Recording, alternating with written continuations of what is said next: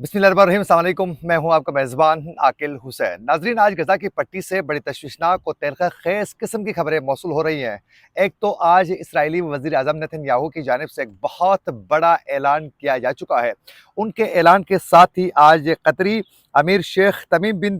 अब्दुस्सानी की जानिब से भी बड़ा धमाका-खेज़ किस्म का बयान सामने आ चुका है। आज उन्होंने नेतन्याहू के परख़्चे उड़ाए हैं अपने इस बयान के ज़रिए। ये भी आज के इस प्रोग्राम में आप लोगों को बताएँगे। वहीं साथ-साथ हमास के मुजाहिदीन की जानिब से भी इस वक़्त गज़ा के अंदर जो है बड़ी अहम कार्रवाइयाँ करते हुए उन्होंने इसराइली कई फ़ौजियों को आज वो हलाक करने में कामयाब हो चुके हैं। उसके साथ-साथ तिल अबीब शहर के साथ-साथ अस्कलान शहर के अंदर भी रॉकेटों से हमले करके बड़ी तबाही मचाई है। इसकी भी तफ़सीलात आज के इस प्रोग्राम में आपको बताने की पूरी कोशिश करेंगे। अगर आप लोग हमारे चैनल को अभी तक आप लोगों ने अगर सब्सक्राइब नहीं किया है तो हमारे चैनल को ज़रूर सब्सक्राइब करें और बेल आइकन क्लिक करना ना भूलिए, ताकि इस तरह की अपडेट्स जो हम आप तक पहुँचाना चाहते हैं वो बर वक़्त आप तक पहुँच सके।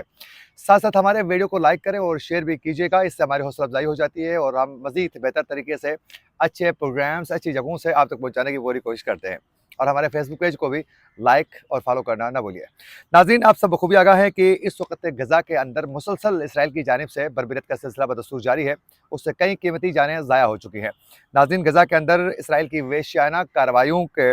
अब जो हैं आज के दिन 2 माह मुकम्मल हो चुके हैं और नाज़रीन, इसमें बहुत से बेगुनाह लोगों को बेदर्दी के साथ शहीद किया जा चुका है, लेकिन पूरी दुनिया बिलख़ुसूस मुस्लिम उम्मा की जानिब से खामोश व तमाशाई बने हुए हैं, जिसमें सऊदी अरब, कतर और दीगर तमाम ममालिक बड़े खामोश तमाशाई बने रहे हैं। नाज़रीन, गुज़िश्ता एक रोज़ के दौरान ही दीरुल बलाह, खान यूनुस और नसीरात और बिश्केम में इसराइल की बमबारी से एक रोज़ में तकरीबन 110 से ज़ायद फ़लस्तीनी जो हैं इसमें शहीद हो चुके हैं और 7 अक्टूबर से अब तक तकरीबन 7,000 से ज़ायद इसमें बच्चे शहीद हो चुके हैं और 16,248 इसमें फ़लस्तीनी शहीद हो चुके हैं, जिसमें ख़वातीन की तादाद भी बहुत ज़्यादा, आप लोगों को मालूम है कि इसमें तादाद जो है ख़वातीन की भी बहुत ज़्यादा है। और उसके अलावा जो ज़ख्मियों की जो तादाद है वो हैरान कुन है, तकरीबन 43,600 से तजावुज़ कर चुकी है जो ज़ख्मी है उन लोगों की। और उसमें बिलख़ुसूस जो इमारतें तबाह की जा चुकी हैं बमबारी के ज़रिए, उसके मलबे तले 7,600 से ज़ायद लोग अभी भी उन मलबे के तले जो हैं इस वक़्त वो मौजूद हैं, उनकी लाशें मौजूद हैं। कई छोटे-छोटे मासूम बच्चों को वहाँ से निकालने में कामयाब हो चुके हैं, लेकिन अभी भी इमदादी कार्रवाइयाँ फ़ौरी तौर पर नहीं पहुँचने की वजह से कई शहादतें वहाँ हो चुकी हैं, लेकिन उनकी डेड बॉडीज़ को भी बाहर निकालने के लिए मौका नहीं मिल रहा है। जहाँ एक जानिब पे नाज़रीन ये बर्बरियत का सिलसिला जारी है, वहीं साथ-साथ बताया जा रहा है कि फ़ॉस्फ़ोरस बमों का भी इस्तेमाल इसमें किया जा चुका है, जिससे मज़ीद हलाकतें हो रही हैं। और कल भी हमने अपने एक प्रोग्राम के ज़रिए आप लोगों को हमने बताया था, कल के हमारे प्रोग्राम में,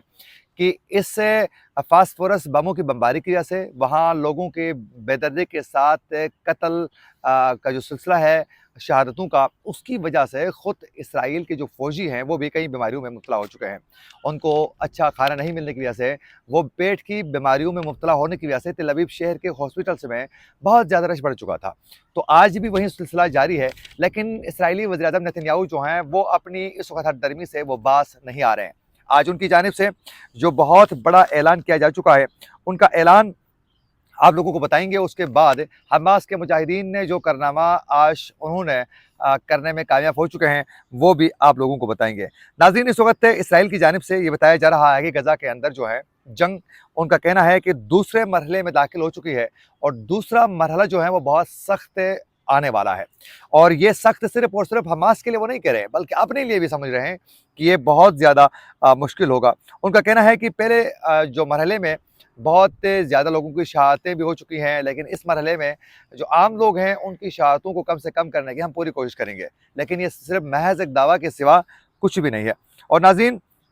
अरब मीडिया के मुताबिक इसराइल ने गज़ा पट्टी में हमास के ज़ेर इंतज़ाम इलाकों में ऑपरेशन बाकायदा शुरू कर दिया है। ये इंटरनेशनल मीडिया की जानिब से रिपोर्ट किया गया है। बिलख़ुसूस अरब मीडिया का ये कहना है कि जितने भी हमास के ठिकाने थे, जो एरियाज़ थे, उस पर बाकायदा उनकी जानिब से हमले तेज़ करने का प्लान जो है उस पर काम किया जा रहा है, जिसकी वजह से तकरीबन 10 लाख पनाह गुज़ीनों की जो आबादी थे उसमें इजाफ़ा हो चुका है, जो शुमाली इलाकों से तकरीबन जो है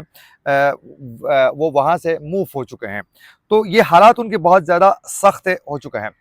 ایک جانب یہ آپریشن کا سلسلہ جاری ہے، دوسری جانب اس وقت اسرائیلی وزیر اعظم نیتن یاہو کی جانب سے بتایا جا رہا ہے کہ غزہ کے اندر جو ہے سیکیورٹی سنبھالنے کا باقاعدہ وہ آج اعلان کر چکے ہیں۔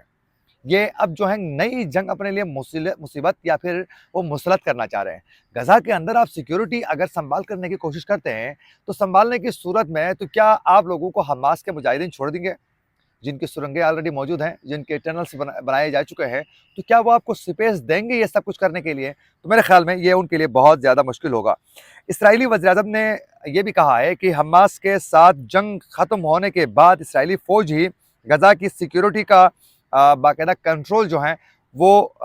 جاری رکھے گی، یعنی جنگ ختم بھی ہو جاتی ہے تو تب بھی یہ ان کا کہنا ہے کنٹرول جو ہے وہ اسرائیل کے پاس ہی رہے گا۔ اور پہلے بھی جنگ حماس کی جانب سے اسی لیے کی گئی ہے کہ خان یونس اور پھر جو غزہ کے پٹی کا جو ایریا ہے وہاں حماس اور بالخصوص فلسطین کے لوگوں کی جو سرزمین ہے اس پر قابض ہونے کی وجہ سے اسرائیلی وہ جنگ ہی اسی وجہ سے ہوئی ہے جو 2 ماہ سے جاری ہے، لیکن اب کہتے ہیں کنٹرول ہی ہم سنبھالیں گے غزہ کے اندر۔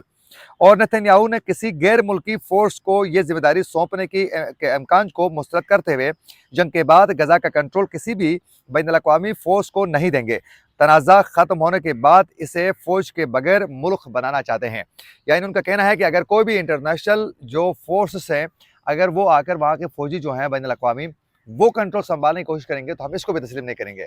کنٹرول صرف اور صرف اسرائیل کے فوجوں کے پاس ہی رہنا چاہیے۔ اب یہ صرف اور صرف ان کے لیے مصیبت ہی بن سکتا ہے، اس کے سوا کچھ بھی نہیں ہے، کیونکہ حماس کے مجاہدین کسی صورت جو ہیں یہ ہونا نہیں دیں گے۔ اور ساتھ ساتھ ناظرین یہ تو ان کا دعویٰ ہے، یہ تو ان کا پلان ہے، اس کے وہ پلان پر کامیاب ہوں گے یا نہیں۔ جو ہی اسرائیلی وزیر اعظم کی جانب سے یہ بیان سامنے آیا کہ وہ غزہ کے اندر باقاعدہ اپنا سیکیورٹی سسٹم قائم کرنا چاہتے ہیں اور وہ اپنا قبضہ جما کر رکھنا چاہتے ہیں، اس بیان کے آنے کے بعد قطر کے امیر شیخ تمیم بن عبد الثانی جو ہیں، شیخ تمیم بن حماد الثانی نے یہ کہا ہے کہ مقبوضہ فلسطین پر قابض حکام نے تمام انسانی اقدار کی خلاف ورزیاں کی ہے۔ اسرائیل کو سمجھنے کی ضرورت ہے کہ قبضے کا دور ختم ہو چکا ہے۔ اسرائیل کو دوبارہ میز پر لانے کا وہ مطالبہ کر چکے ہیں اور انہوں نے کہا ہے کہ عارضی جنگ بندی کسی بھی مسئلے کا حل نہیں ہے، اس کے لیے مستقل جنگ بندی ہی لازم ہے۔ انہوں نے کہا کہ عارضی جو جنگ بندی ہو رہی ہے یہ مستقل جنگ بندی کا حل نہیں ہے،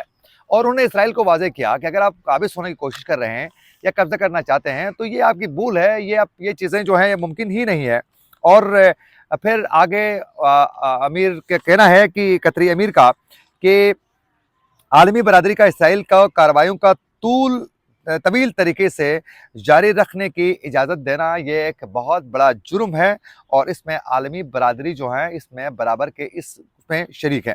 اور ساتھ ساتھ ناظرین اس میں یہ آج ان کی جانب سے یہ بیان آ چکا ہے، حالانکہ آپ سب بخوبی آگاہ ہے کہ قطر کے تعاون سے ہی یہ باقاعدہ مذاکرات کا سلسلہ آگے بڑھ چکا تھا، جس میں عارضی جنگ بندی کے ذریعے 7 روز میں تقریباً 50 سے زائد اسرائیلی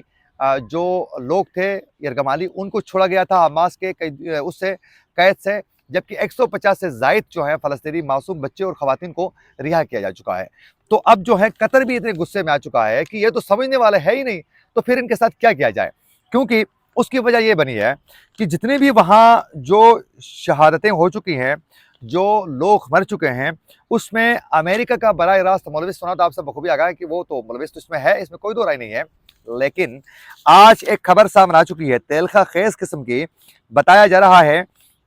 کہ اس میں جو رپورٹ سامنے آ چکی ہے اس میں بتایا جا رہا ہے کہ امریکی ساختہ گولہ بارود جو ہیں وہ باقاعدہ انکشاف ہونا کا غزہ کے معصوم لوگوں کو مارنے میں وہ آج ایک خصوصی رپورٹ کے ذریعے انکشاف ہو چکا ہے۔ اس کے بعد پوری دنیا میں تمام انٹرنیشنل اخبارات اس کو کور کر چکے ہیں اور بڑا ایک تلخہ اس میں